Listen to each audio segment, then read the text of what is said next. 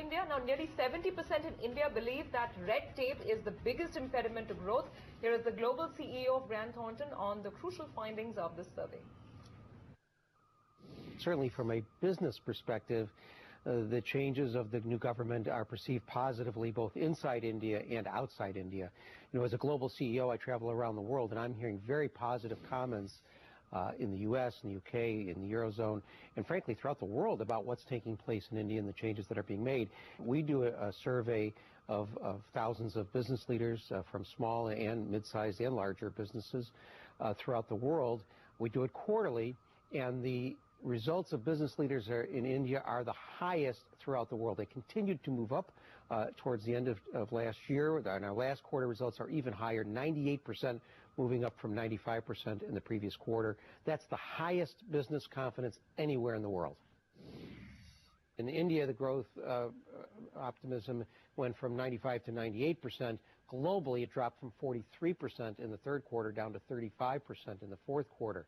And that's based on predictions that business leaders have for their revenue and profits going forward. So in India, most business leaders are predicting higher revenue, higher profits, but in most of the other parts of the world, they're predicting lower revenue, and not lower revenue, but slower growth, and not as much growth in profits. So we're seeing decreases in major countries like the U.S., China, the Eurozone in general, and that's making everybody concerned. You know, a lot of the other statistics show the same thing. U.S. factory orders have dipped over the last few months. So there's a level of uneasiness, even though the economy in the U.S. is very positive overall. A lot of positive trends out there. The U.S. economy continues to be very strong. The U.K. economy is even stronger, and so we're seeing positive signs there. So while the business leaders that we surveyed are predicting less growth and less profit growth in the U.S.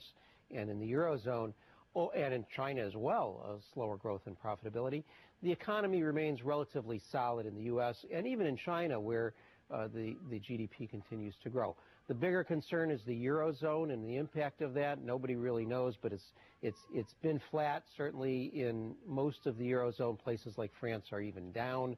Concerns in Germany. So I think there's cautious optimism as we go into 2015, but very strong optimism right here in India. Clearly, there's a lot of money that wants to come into India, and there's positive changes that are encouraging that. These things take time, but the direction is definitely going in the right way.